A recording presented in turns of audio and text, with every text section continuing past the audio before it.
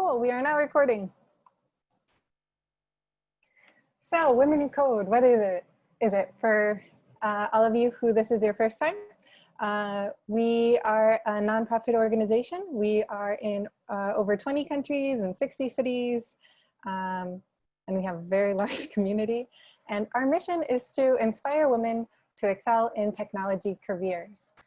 So all of our events try to help women become strong technical leaders, software engineers, founders, VCs, and give them opportunities to speak to the community and a safe space to do so. That said, we have a code of conduct, and we hope that you will all be great representatives of Women Who Code and be nice and share all your good values in the community. Some of our future events, we have an AI chatbots event coming up on July 16th, and algorithms, virtual algorithms, where we'll try to do breakout rooms. So look forward to that. And if you'd like to become more involved, join our community on Twitter, RSVP to our other events on the meetup page, or join our Slack. And if you want to level up, you can apply to speak or talk to your company about hosting or sponsoring an event, or just volunteer with us to put on more of these types of events or anything you want to learn about, really. And now I'll hand it off to our speaker, DeeDee.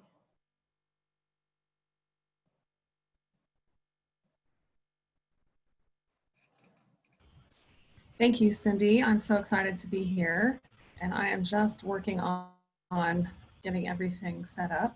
I'm hoping that you can see my second desktop here.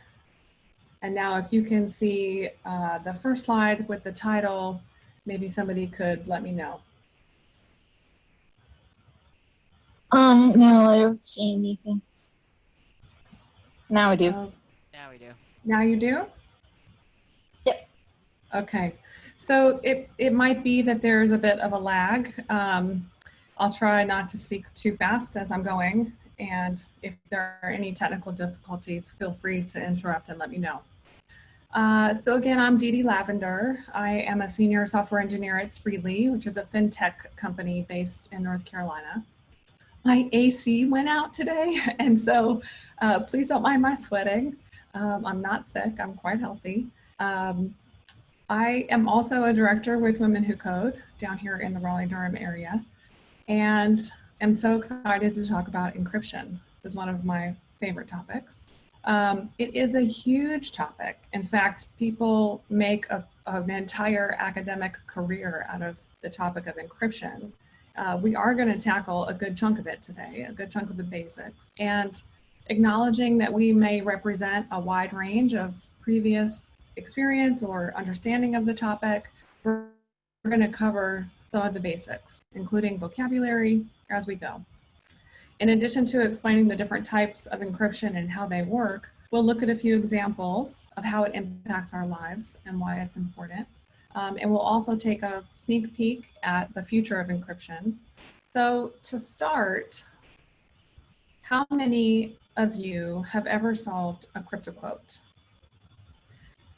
Now, I have to say that I feel so nostalgic looking at this cryptoquote. I love these so much. I'm probably going to date myself a little bit now, but back when the newspaper was delivered to your house, my mom and sister and I would solve these every day. My sister would copy it out for us on plain paper, and we would wait until we were all together and had a cup of tea, and we would race to solve it. She always won, and I think it was just because she had the exposure to the pattern. Anyway, let's start by defining cryptography. So the word cryptography has very straightforward origins in the Greek language. Kryptos means hidden, and graphene means to write. Some definitions include secret writing, the art of writing or solving codes, and more specifically, it is the word cryptography is used to describe a field that includes encryption and decryption. So that brings us to the definition of encryption. Encryption is the process of converting information or data into a code, and importantly, it includes the intention of preventing unauthorized access. So converting information or data into a code with the intention of preventing someone who's not authorized from deciphering what that information or data is. Now, early encryption techniques were not as complicated as they are today. Around 1600 BC, the ancient Spartans used a device called ASCII to send secret messages during battle. So this consisted of a leather strap wrapped around a wooden rod. And when the leather strap was unwrapped, the meanings would be meaningless. I'm sorry, the letters would be meaningless. They only made sense if the recipient had the correctly sized rod. About 500 years later, Julius Caesar invented a substitution method of encryption that shifts the characters in the alphabet. If it were shifted by 3 places, then A would become D, B would become E, and so on. Has anyone heard of the Caesar cipher before? All right, well, let's define the word cipher. So cipher is one of those fun words that can be a noun or a verb and has multiple definitions and usages. In its simplest sense, it is the method or the algorithm that performs the encryption or decryption. When using a cipher, the original information is known as plaintext and the encrypted form as ciphertext. The ciphertext message contains all the information of the plaintext message, but is not in a format readable by a human or computer without the proper mechanism to decrypt it. That mechanism is commonly referred to as a key. Now, using the Skittily as an example, you would say that the cipher or the method that performs the encryption was the wrapping of the leather strip around the rod. And the key or the mechanism that decrypts it would be the size of the rod. It had to be the correct diameter for the letters to line up. So similarly for the Caesar cipher, we would say that the cipher was the shifting of the letters of the alphabet, and the key was the direction and number of places that they were shifted.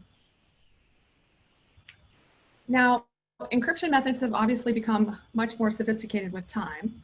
The idea to use an agreed upon keyword for encrypting and decrypting emerged. The Playfair cipher was invented, and it encrypts pairs of letters instead of single ones and is therefore harder to crack. There are lots and lots of examples of really cool ciphers. Actually, we could probably have a whole talk on just the different methods out there.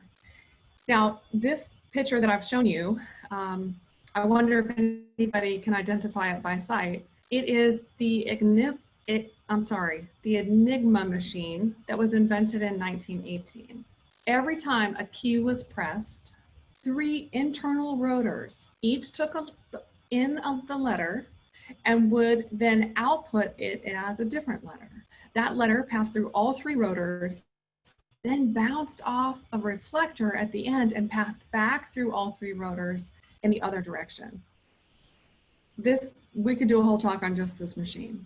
The Enigma machine was an amazing invention.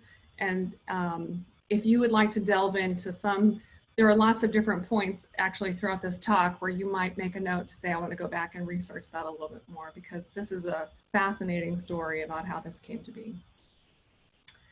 Okay, so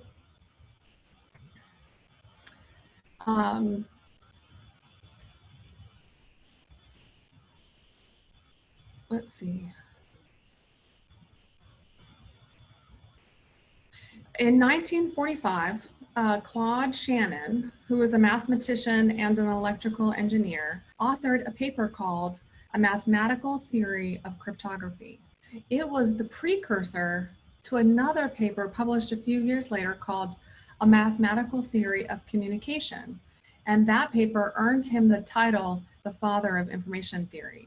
Now, at this point, cryptography and Shannon's work virtually disappear into secret government communication organizations, such as the NSA, or the National Security Agency. until the 1970s, of course, when things began to get interesting.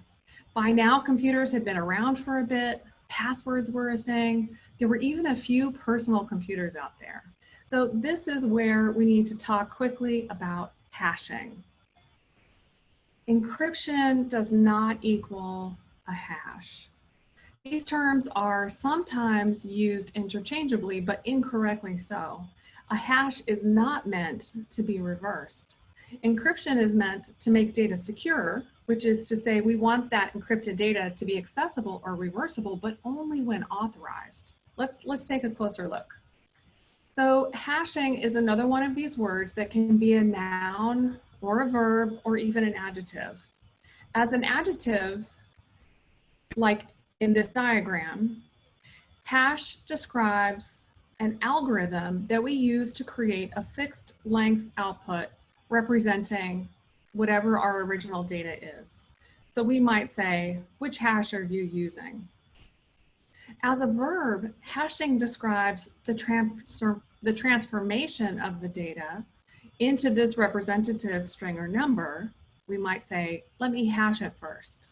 And as a noun, hash is used to represent the actual output of the hash function. Here is the hash we need. So we can see from this diagram that each message, diagram. I'm sorry? We do apologize. We don't see any diagram. We still see part of the video. Oh no. Maybe if you unshare and then share again. Yes, I'll try that.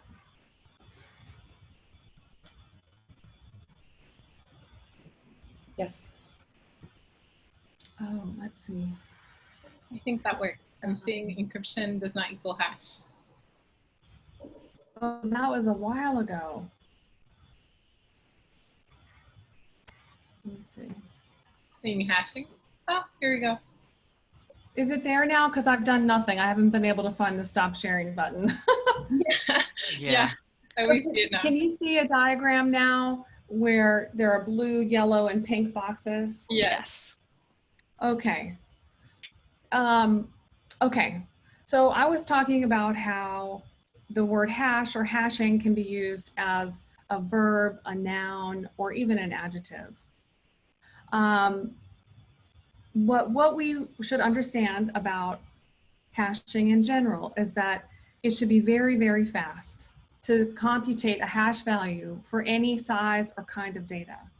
And it should be impossible to regenerate a message from its hash value. In other words, if you had the hash, there should be no mechanism by which you can return to your original data. So theoretically, there would be no hash collisions. Each message would be its own unique hash. And if an output is changed even slightly, flipping a single bit, the output would change significantly. We can see that where they've changed the word runs across the ice to walks across the ice using the same hashing algorithm, and we end up with very different hash outputs. So hashing originated from a need to compress data, but it was quickly recognized as a way to create unique identifiers to ensure integrity. So if you hash the word fox using a particular hashing function 10 times, you should have the same hash output all 10 times. So if anything about the data changed, even one character or a single bit, you would know that something was altered because the hash output would be different. So there are lots of common hashing algorithms out there that are publicly available tools.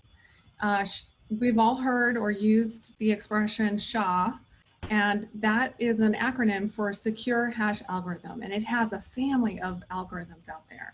For instance, when you make a commit, Git uses an algorithm called SHA-1 to produce a hash of the contents of your commit, and then it allows you to reference that commit by the first 8 digits of the hash.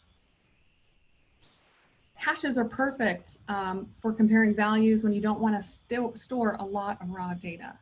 Another example where we use hashing a lot in the digital world is with emails. So you know how when you're on the internet and you're shopping for something, and then it used to be days, but now it's like moments later, you go to a different web page, but you start seeing ads for that thing that you were looking at? That's possible because what they're doing is they're matching the hash of your email address, which is following your IP address. And so they're able to say, we just saw you looking at our thing, so now we're going to serve you up this ad on a different page. That is using hashing behind the scenes. There are some hash algorithms that can be reverse engineered, and this is going to continue to be the case as technology becomes more sophisticated really every moment. MD5 was a very popular hashing algorithm, but it is completely broken now and can be reversed just by typing the hash output into Google. You can get that original data. So in places where security is vital, SHA-256 is recommended. And we're going to talk a little bit more later about that 256 part. So 256 or above is recommended for situations where security is vital. That produces a 32-byte hash value. So, gosh, this could be a whole separate talk as well.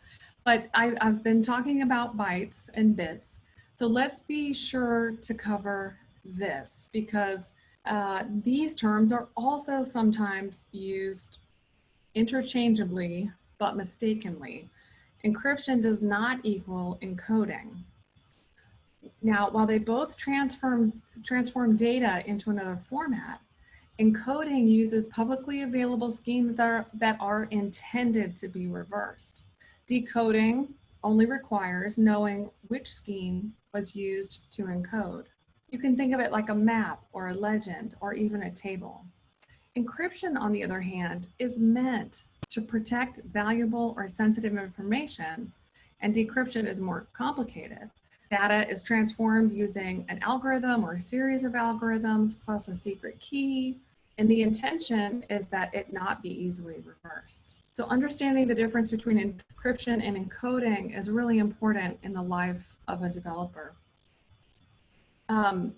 Here are some examples of encoding schemes that we're all familiar with. The purpose of encoding, again, is to transform data so that it can be properly and safely consumed by a different type of system. So Morse code, for example, uses dots and dashes of sound or light, along with varying length pauses to communicate certain characters over long distances. Another example of encoding is Braille.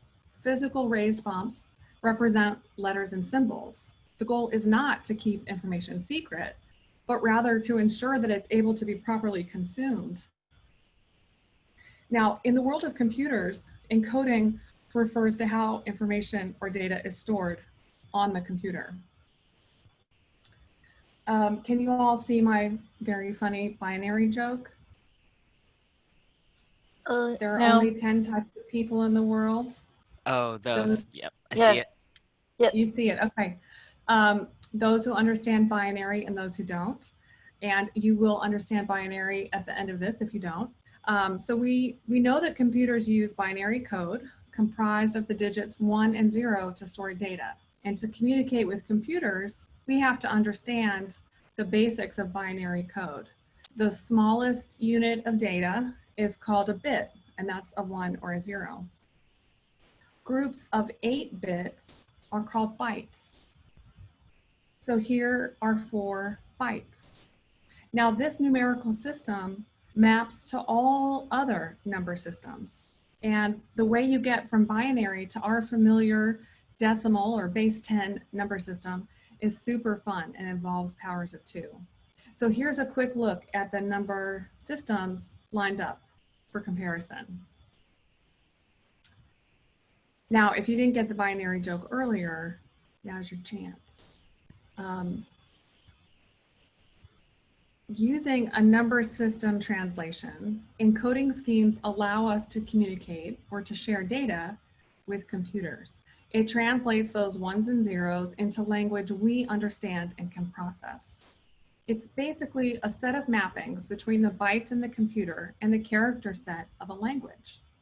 So one of the first encoding standards to become popular is the American Standard Code for Information Interchange, which we commonly know as ASCII. ASCII was first published in 1963. It uses 7 bits to encode 128 specified characters. 2 to the 7th is 128. Super cool. So 95 of the encoded characters are printable. They include the digits 0 to 9, uppercase and lowercase letters A to Z, and some punctuation symbols. The original ASCII specification also included 33 non-printing control codes, and those are now mostly obsolete. So obviously 95 characters is not sufficient nowadays, and ASCII has been superseded by UTF-8. There's a whole nother talk in here as well. But here's an example of UTF-8 encoding. So each byte, again, represents 1 letter or character. So remember when we said that SHA-256, the SHA-256 hashing algorithm produced a 32-byte hash value? Each byte has 8 bits, and 32 times 8 equals 256. That's how they came up with that naming scheme. Okay, so now that we've talked about encoding and hashing, let's go back to the 1970s. Remember when things were getting really interesting? In the 70s, there were 2 major public advances in encryption. The first publicly sanctioned block cipher, the DES, or Data Encryption Standard, came out. Now, a block cipher is a method of encrypting text to produce ciphertext in which a cryptographic key and algorithm are applied to a block of data. For example, 64 contiguous bits, all at once as a group, rather than 1 bit at a time. Now, this is a big leap from the 1920s and the Enigma machine.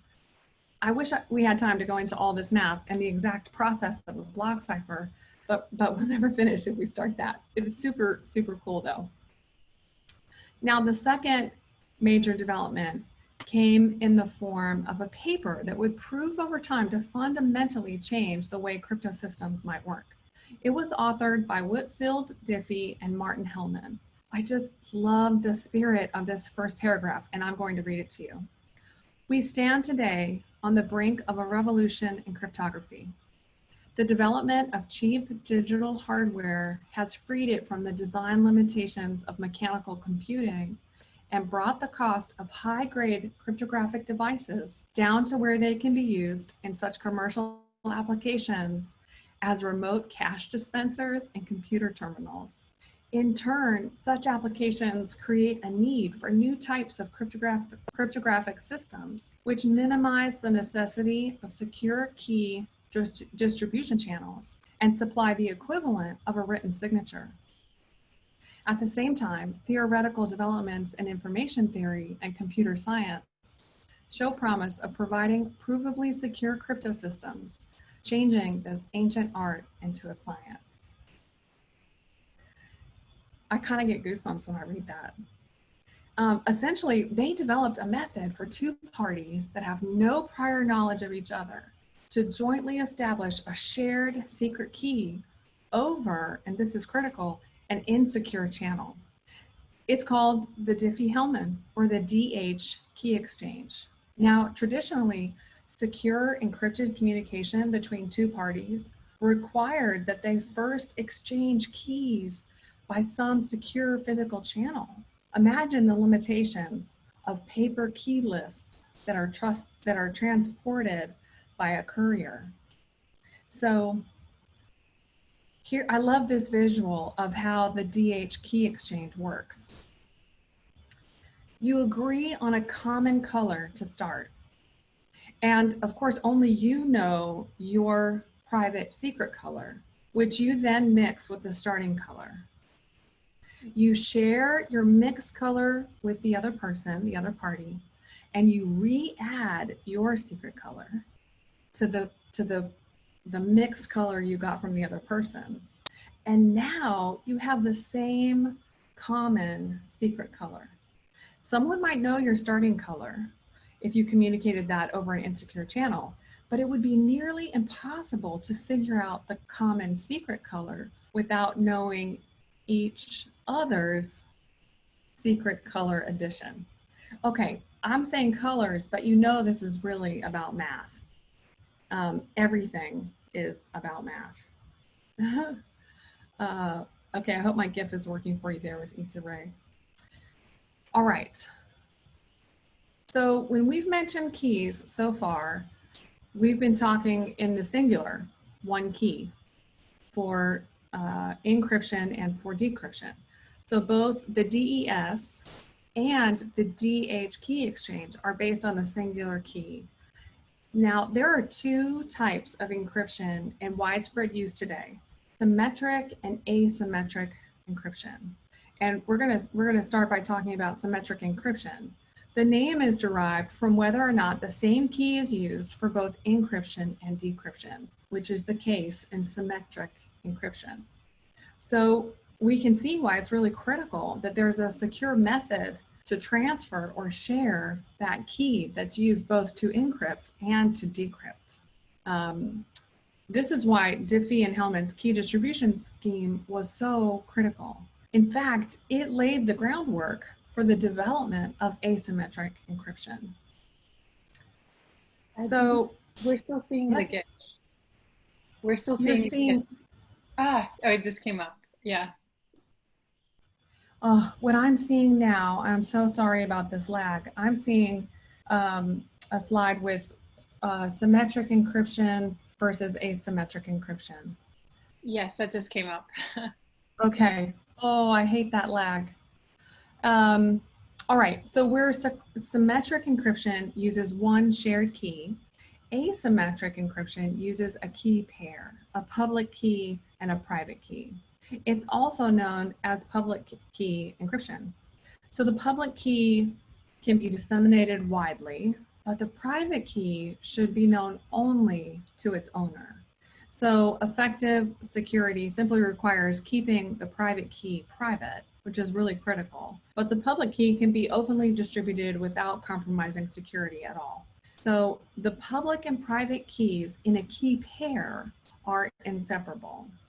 And of course, each pair is unique. The public key belongs to its corresponding private key and only that private key. The public key is used to encrypt. Anyone can do that. But the private key is used to decrypt, which is the more sensitive operation. Here's a quick PSA. Keep your private keys safe. This is really, really important. Now, one application of asymmetric encryption in our modern world is digital signatures.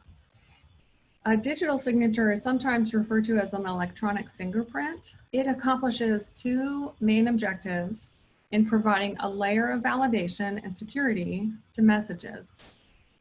It verifies the sender and it ensures the data is untampered with. Those are the two main objectives of a digital signature. So in addition to authenticating the source and the integrity of the data, it offers non-repudiation when necessary. So let's take a look at the diagram. Now, two things we haven't discussed yet are signature algorithms, but we're going to talk about those in the next slide. One of the most well-known signature algorithms is RSA. But let's take a look at this digital signature diagram.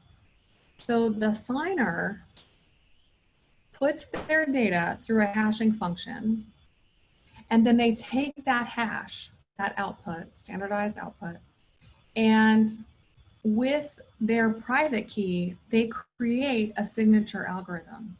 An example is RSA. We're going to look at that in a minute. Then they send that digital signature with the data, and the verifier or the person receiving it puts the data through the hashing function. That's a publicly available tool. And they use their verification algorithm with the sender's public key. And both of those paths should produce a hash that is equal, right? 2 hashes from each path that are equal. So that's essentially what a digital signature is doing. So let's take a closer look at RSA algorithms. So RSA stands for the initials of the 3 friends who worked out this solution: Ron Rivest, Adi Shamir, and Leonard Eldman. They were all at MIT trying to pick up where DiffieHellman had left off. D&H introduced the idea of asymmetric public-private key pairs, but they weren't able to formulate a necessary one-way function to produce the key pair. Now, in mathematical terms, this one-way function is called a trapdoor function. It's easy to compute, but it's almost impossible to reverse or inverse. So an example is, if I asked you 6,895,601 is the product of 2 prime numbers, what are those prime numbers? That would be incredibly hard to figure out. It would take a really long time. But conversely, if I gave you 2 prime numbers and asked what their product was, that would be super easy. So this is an example of a trapdoor function. RSA generates 2 very large co-prime numbers. They have 1024 bits each. And co-prime means the only thing that the numbers have in common is that the only number they are divisible by is 1. Then they are further put through a series of mathematical operations to generate the private and public key pair. So remember, the public key is used to encrypt, and the private key, the more sensitive one, is used to decrypt, the more sensitive process. So RSA is widely used in digital signatures today, but it's only one of many signature algorithms that are currently in use. The other place that we see asymmetric encryption or public-private key encryption is in what we call public key infrastructure.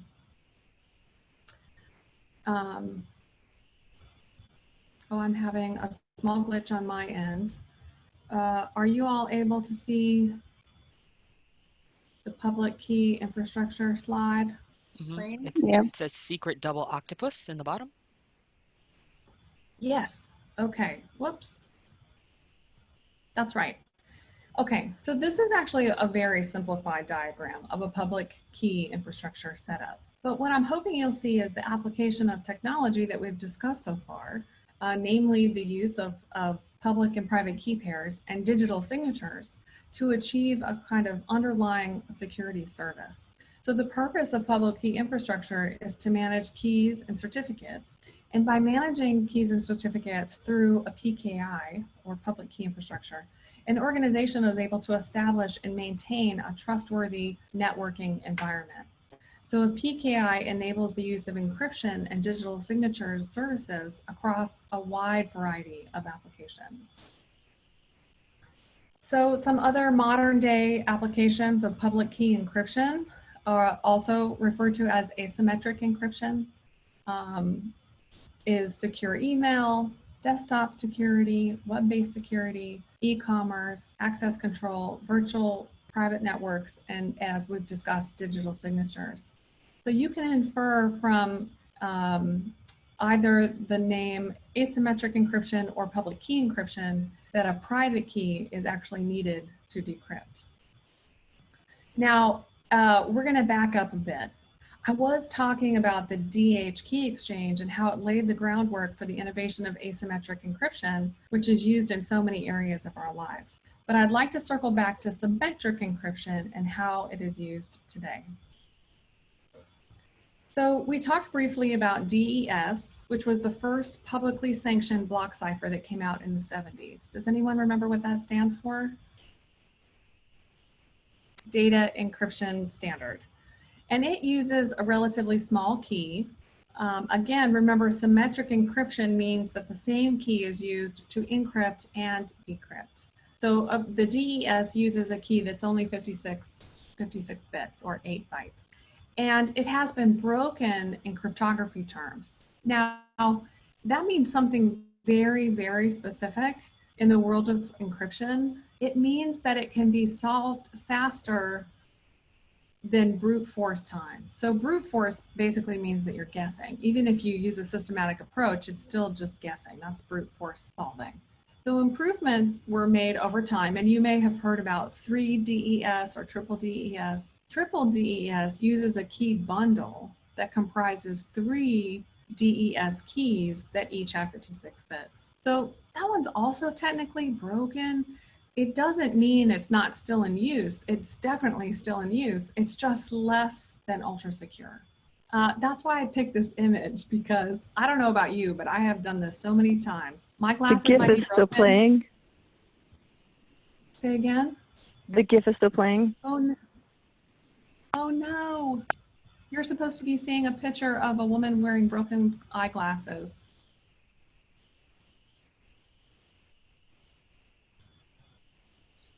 Not yet. I think GIFs have a lag, I guess.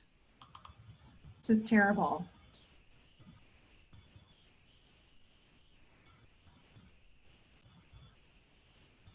Okay, well, I'm about to go to the other slide. So when you see the image of the woman wearing the broken eyeglasses, you'll know that I chose that image because just because an encryption algorithm is technically broken in cryptography terms doesn't mean that it's not still in use. DES and triple DES are definitely still in use, even though they can be solved faster than it would take to just guess. Now, in 1997, which was a long time ago, over 20 years, in response to the attacks on triple DES or folks coming up with solutions to crack the algorithm, the National Institute of Standards institution put out a call for submissions for what they called an advanced encryption standard. And maybe you've heard of this AES. So the algorithms, they asked for submissions, so it was a bit of a competition. And the algorithms were all to be block ciphers, which meant that they could encrypt chunks of data at a time. And they wanted to support a block size of at least 128 bits with key sizes of 128, 192, and 256 bits. So varying key sizes. And the process took 5 years. There were some amazing finalists. The official choice was declared in 2001, and it actually remains the standard today. So the algorithm that was chosen, that was the winner of the competition, is called the Reindahl algorithm. And it is now referred to as the Advanced Encryption Standard, or AES. So the algorithm was designed by 2 Belgian cryptologists, Vincent Riemann and Joan Damon, and their surnames are reflected in the cipher's name. Reindahl is a substitution linear transformation cipher. It uses triple discrete invertible uniform transformations, or layers. I know that this is sounds like a lot, and we're not going to dive super deep into this, but I wanted to give you this visual so that you could just think about that skittily where they were wrapping a leather strap around a piece of wood, and imagine what the era of computers has done in the world of cryptography. It's so complicated and cool. Now, overall, part of why the Reindahl won is because it displays a very high degree of modular design. So it makes modifications, if needed, to counter attacks that are developed in the future much simpler than with past algorithm designs. In other words, if one part of the Reindahl is cracked, they can swap it out for another kind of methodology in that place because of its modular design. So that was a really cool feature and part of why it won. Now, this does underpin the AES and is what is used in the US for the highest level of security in the government. But there are many, many other symmetric algorithms that we're using in addition to the Reindahl or the AES. We use symmetric encryption for many things in our daily lives. Payment applications, secure file transfer protocols like FTPS or HTTPS, etc., SFTP. For files and file systems that are encrypted, they use symmetric encryption. And tools that we use to archive and compress data are also use symmetric encryption. So if you were to compare the two and to think about why would I choose one over the other, you could think about symmetric encryption being very, very fast. That is its advantage over asymmetric encryption where two keys are needed. But asymmetric encryption has these added layers of security with the public and private keys, and the trade-off is processing speed. So there are many modern day encryption protocols out there that actually combine these two types of encryption. And one example of that is TLS, or transport layer security. So TLS supersedes secure socket layer protocol, or SSL. This is a cryptographic protocol that provides end-to-end communication security over networks and is very widely used for internet communications and online transactions. The Internet Engineering Task Force, or IETF, has set TLS as a standard intended to prevent eavesdropping, tampering, and message forgery. Common applications that employ TLS include web browsers, instant messaging, email, voice over IP. There have been several versions of TLS, and some of you may have been impacted by upgrading requirements for TLS 1.3 or even 1.2. So when we talk about encrypting data, there is often a distinction between data in motion versus data at rest. In motion would be also like in transit. So encryption plays a major role in data protection and is a popular tool for securing data in both of these formats, both in motion or in transit and at rest. For protecting data in transit, enterprises often choose to encrypt sensitive data prior to moving it using encrypted connections like the HTTPS or TLS that we've just discussed to protect the contents of the data in transit. And then for protecting data at rest, enterprises can encrypt sensitive files before storing them, or they could choose to encrypt the storage drive itself. Okay, so let's just take a quick, like little tiny dip of our toe into the future of encryption. Has anyone heard of quantum cryptography or quantum computing? It is mind-bending and awesome. Eventually, quantum computers will render some of our strongest encryption tactics completely useless. They'll be able to crack asymmetric encryption in seconds, thanks to their ability to quickly work out those long prime numbers that were used to generate the public and private key pairs. So we know that's coming, so we have time to adapt, right? I am totally not panicking at all. Without getting too deep into quantum physics, quantum key distribution, which is the most well-known example of quantum cryptography, hinges on the fact that measuring the state of a photon actually changes that state. I just think that's so super cool.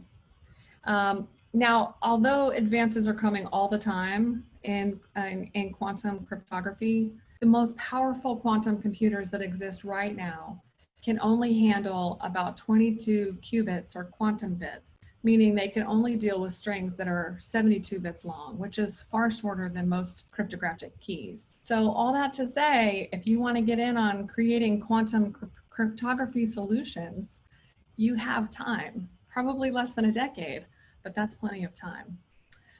Eventually, using quantum technology, it may even be possible to build entire encryption systems that are considered unbreakable. So that is just a quick peek at what might be coming in the next decade or so. Thank you so much for listening. I would like to briefly say that a few years ago, I became interested in understanding blockchain, mostly so I could just keep up with the technical discussions. I did a lot of research. I gave a few talks about it, but that was before I realized that the concept of blockchain could be a really polarizing topic. What I thought was super cool about the technology of blockchain was the technology.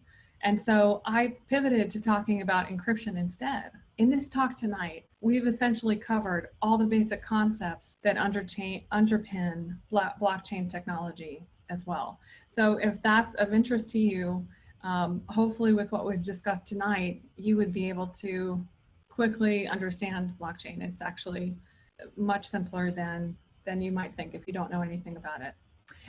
Anyway, so thanks again for the opportunity to talk about encryption. Like I said, one of my most favorite topics, and I'm happy to chat afterwards or answer any questions.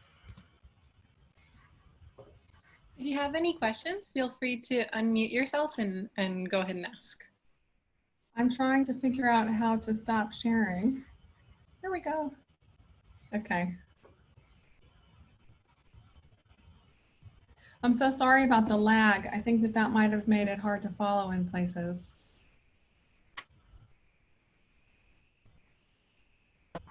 Hi, where will the recording be available? Because I missed the first bit. Oh, sure. We will be uploading that in a few days. To meetup.com or? You know what? I'll post a link on the meetup event, but it should be up on the Women Who Code YouTube channel. Oh, there's a whole YouTube channel. I did not know that. Okay, cool. So Cindy, I wonder if I could also post a link to the slides, maybe in the description or something of the YouTube video when it goes up, because I see someone's asked in chat about books or blogs or resources, and I have like 2 pages of reference material for what I use to put this talk together. So yeah, you can that also is available. Oh, actually, I don't. Are you able to post on the meetup page as well? I don't think I have permission to do that because I'm not officially a part of the New York chapter, but maybe afterwards we can poke around at that and have a look. Yeah, just send it to me. I'll post it. Okay, that sounds great. I think we have some questions on the chat. Oh. Jen S., thank you for your, can you briefly talk about encryption in the world of messaging applications and secure communications as used in WhatsApp versus Signal? So I don't know that I would be able to compare those two. I don't know actually like what algorithms they're using, but I would say that they're probably using a combination of things, and the asymmetric encryption is used for messaging things.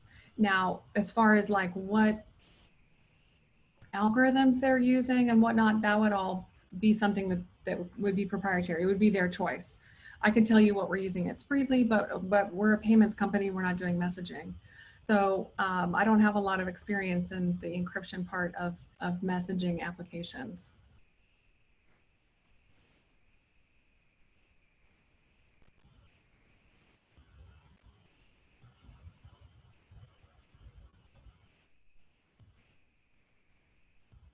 Okay, cool. I think that might be the only question. I'll put up a link to the YouTube channel in this chat.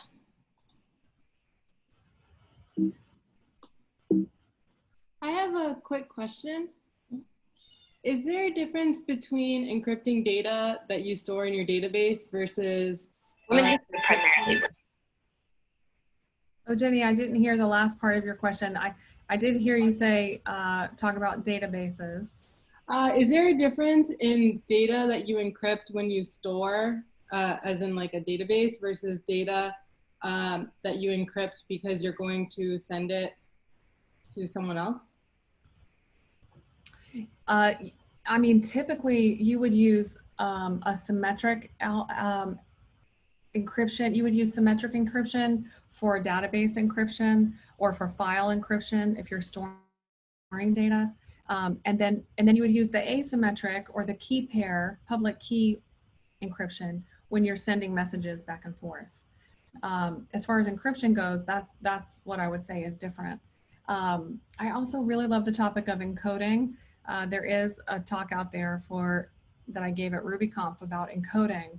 And so I just wanted to mention that you can also set your database to encode, to have a certain encoding format or structure, which is totally separate than encryption. But anyway, that's the main difference that I would say. Thank you. Mm-hmm.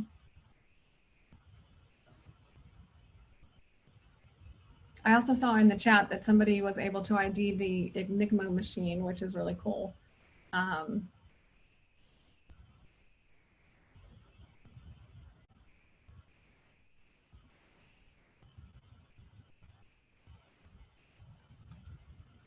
Cool, and I think we ending just on time at 7. That's awesome. Cindy, thanks again for the invitation. And I hope that it was helpful for folks to have a breakdown of the basics of encryption. Thank you so much. All right, have a good night. I'm gonna go stand in front of the fan.